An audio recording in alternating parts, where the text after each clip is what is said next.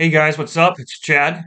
For today's video, we will be starting with this 2001 Ford F-150.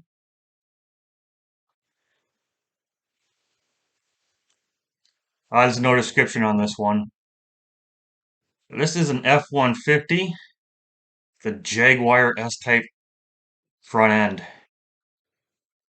Why anyone would want to do this, I don't know. But let's take a look through the comments here. As ugly and questionable as it is, it's kind of quality work. I mean, yeah, the craftsmanship looks decent. I see that comment a lot.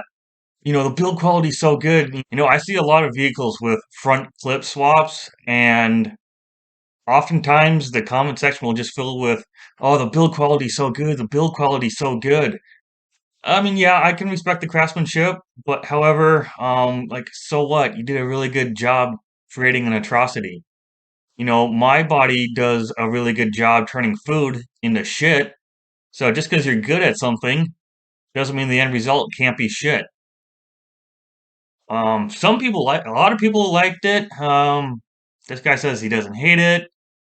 I really do like it.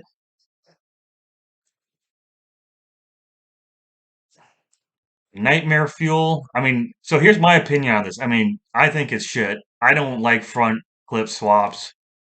I'm like, why would you throw a Jaguar S-type front clip on an F-150? Says, why do I somehow like it?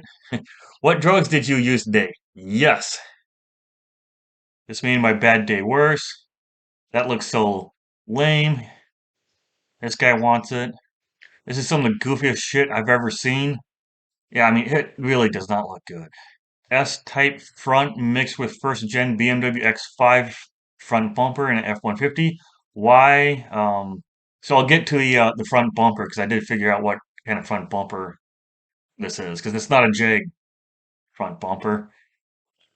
Just, yeah, respect all builds, laughing so hard that it's crying emoji. I mean, yeah, this is a good example of why not to respect all builds. Yeah, this guy thinks it's a BMW X5 or X6 bumper, but Kevin the Dub actually called it. It is a Lincoln Navigator front bumper. So I got them all pulled up here. So if you look at the front bumper and the first gen Navigator,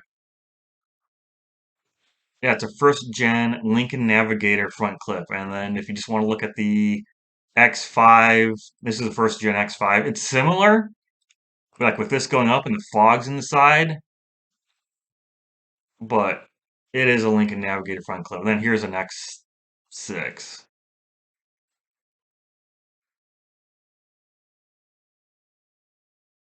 If you want to talk about ugly, BMW X6. Like these four-door coupes or like five-door liftback crossovers, whatever you want to call them, are hideous. I don't know why anyone buys these ever. Especially when you can get just like a normal crossover or SUV. I don't know why you'd want to get rid of your storage capacity. But anyways, we'll move on to the next vehicle here. Next, we have this 1997 Cadillac DeVille. It's got a Nintendo Wii in it.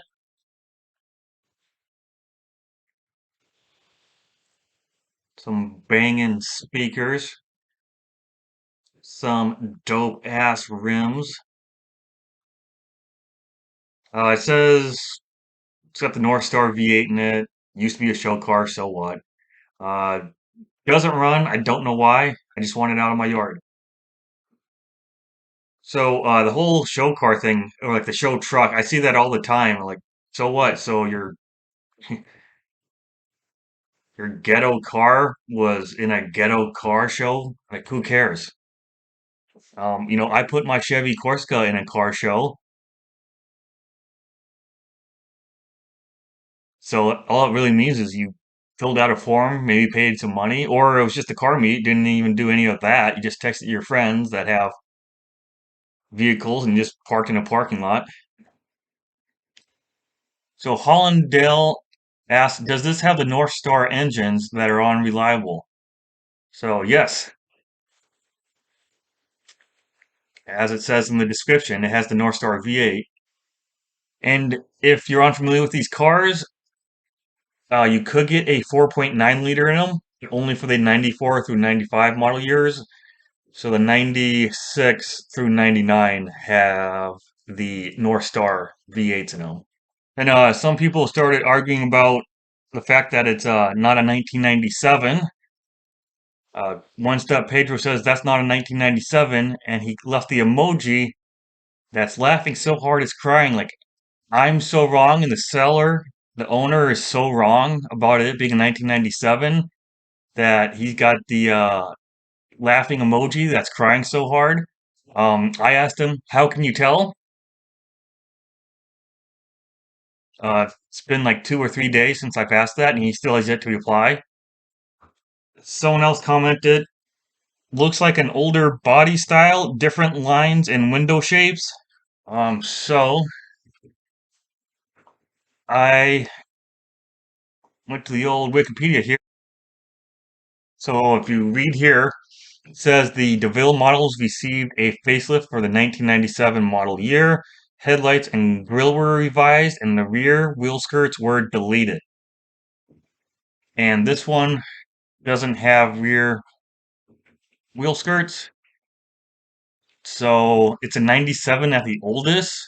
And this body style went up to 1999. So, maybe it's a 98, maybe it's a 99, but I don't think it's old. It's not older than 1997. And you got a good example of the pre facelift one here and the post facelift one here. Of course, the seller, like most Facebook marketplace listers, lacks the ability to get the entire vehicle in frame. There wasn't a single pic that had the entire vehicle in frame. But so this is a pre-facelifted one here, and then this is a facelifted one here. And the body lines look the same besides the wheel skirts, and the guy said the windows look different. Windows look the same to me. All the lines look the same besides the wheel skirts. So I don't know why this guy thinks it's not in 1997. And at least Gamer Chicken 69 went on to say, could be totally wrong though. I'm no expert. So next we have this 2003 Infiniti M45.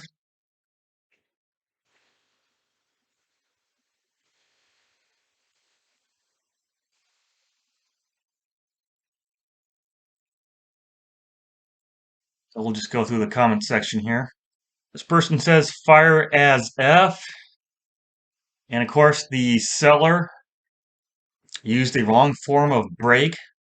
Guy says it goes hard as F.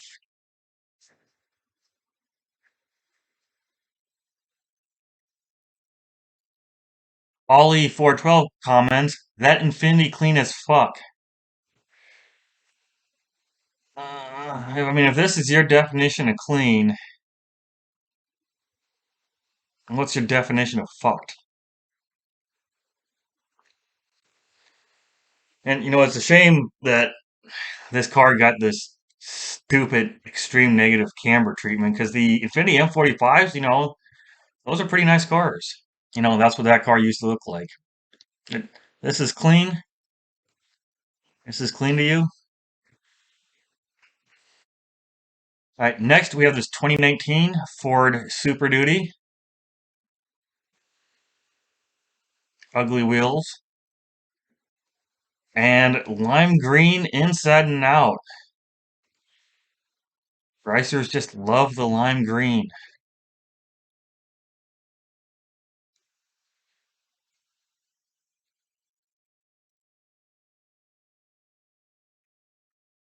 Call us today because this won't last long.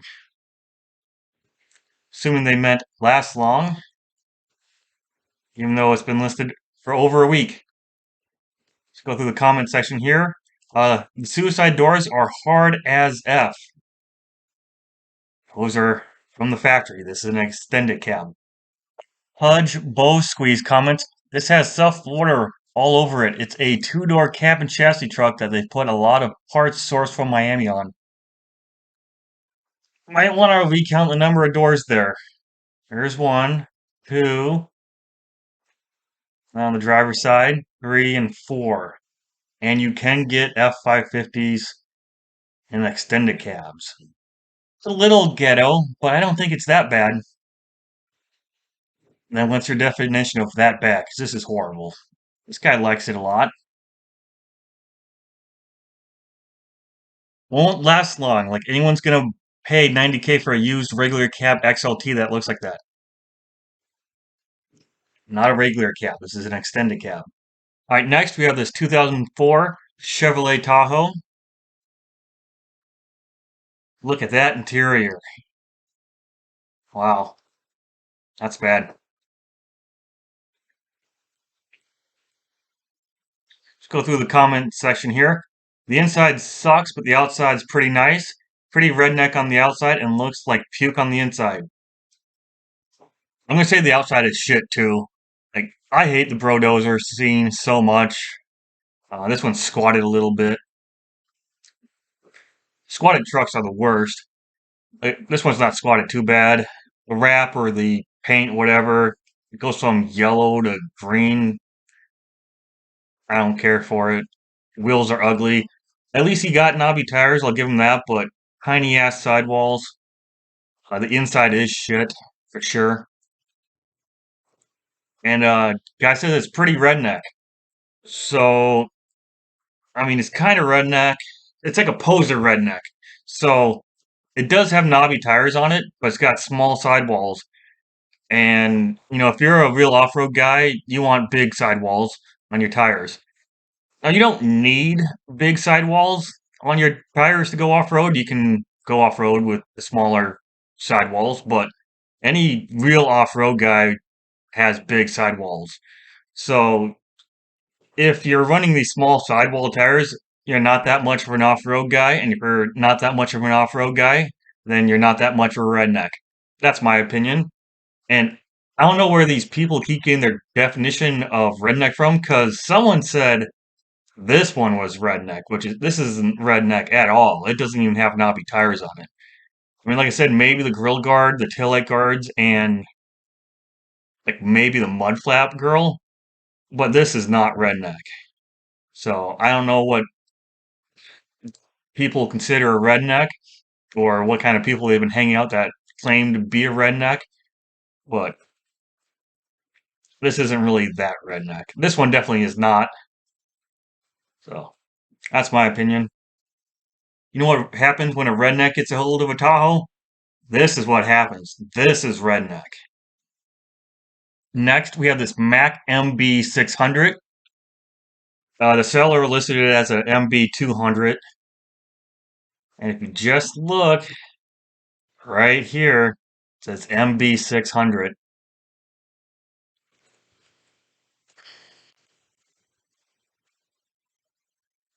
And it wasn't just one typo. He referred to it as an MB200 right here again. People just lack the ability to read, apparently. Let's go through the comments here. Some wise guy comments, push that thing into a furnace. I got a lot of people following me that just don't like Survivors. I mean, yeah, I know this thing is post and is in really rough shape, but I think it's awesome.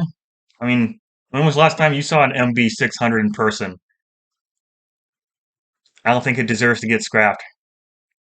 This thing's awesome. I'd love to see this thing in person. Put it in a museum as is. Talk them down on price a little bit, though. Next, we have this 1973 Plymouth Roadrunner. And this is the one that was in multiple episodes of Dirt Every Day. Awesome show. Shame it got canceled. It's got a Cummins 5-liter in it. So let's go through the comments here. El Martorana comments, even Mad Max himself would be ashamed of that. I don't think he would. This thing is awesome, And they actually nicknamed this the Mad Max's Off-Road Runner. And if you just look at Mad Max cars, this thing would fit in. This one's really cool. So this thing's awesome. I'm a really big fan of off-road cars. In it, IG comments, it's a satellite. I asked him, how can you tell? He replied with, the Roadrunner was the sport one, so it had cool paint schemes and decals. This one probably left the factory with white walls and hubcaps. That's my guess anyways. Um, Apparently the only difference is paint schemes and decals. I guess maybe a sport package. Like I rewatched the episodes. They constantly refer to it as a Roadrunner throughout the episodes. I really don't see anything indicating that it's not a Roadrunner. Michael Platypus 1 comments, it must have been a striped elite car. They typically had a thick vinyl stripe down the sides. Mr. Foxy comments, I dig it. I appreciate that they fabricated a suspension and didn't just drop the body on a truck chassis. So, a lot of people, when they do these lifted off-road cars, they just throw it on like a Blazer frame or a Bronco frame, F-150, etc. They didn't do that. They actually fabricated and added to the body of this car, which I think it just makes it a lot cooler because then you're actually still driving a Roadrunner. You're not driving a Roadrunner body on a K5 frame. And of course, I respect the fabrication that went into it. They did a good job. I think it's a really cool car. Arian3181 Raj comments, it's a Plymouth or Plymouth GTX. So again, I don't know why people are arguing about what it is. So here's search results for a 73 Roadrunner.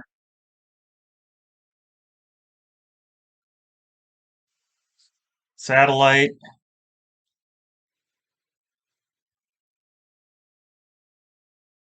And a GTX. So yeah, they all do kind of look pretty similar.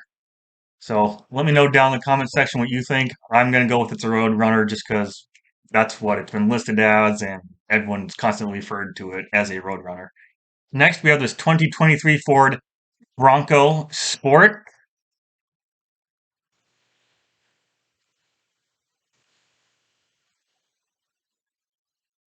Yeah, I don't know what happened to this thing, but it's toast. Hopefully all the occupants were okay.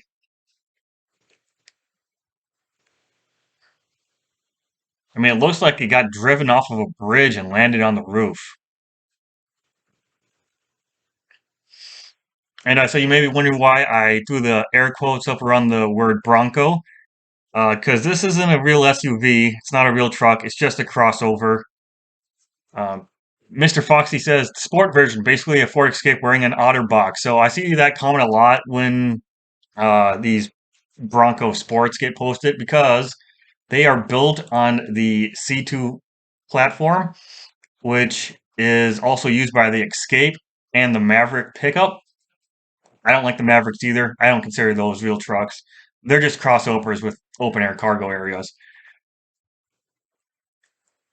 But what else is built on the Ford C2 platform? The Ford Focus, a literal car, is built on the same platform as the Bronco Sport. So that's why I don't like the sports. I love the real Broncos, like this. I love these. I even love the Bronco 2s. Bronco Sport, hate them. So that's why I posted this thing. Happy to see one destroyed. And again, hopefully the occupants were okay. There were some interior pics. I don't know why I didn't include them in this post, but I didn't see any of that red liquidy stuff that's inside of you, all over the seats or anything like that. The sports are stupid anyways, so I'm happy I'm not the only one that hates them. They really don't deserve the Bronco name, or to be stylized like the old school Broncos. It's just shit on the nameplate, on the Bronco nameplate and the Bronco fans.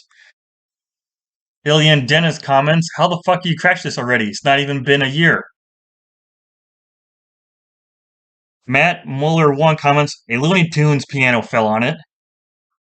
Good guess. Then X Victor X comments, they've been out for a while now, since around 2020. So the model year started in 2021, so you probably could get them in late 2020. Yeah, production began in 2020. But this one is a 2023 model year. Says so here and here. And I listed it as a 2023 here, here, and here. So 5 times it was listed as a 2023. And this guy's like, oh, yeah, they've been out since 2020. Yeah, you just freed. Anyways, I feel like that's a good place to end this video. Thanks for watching.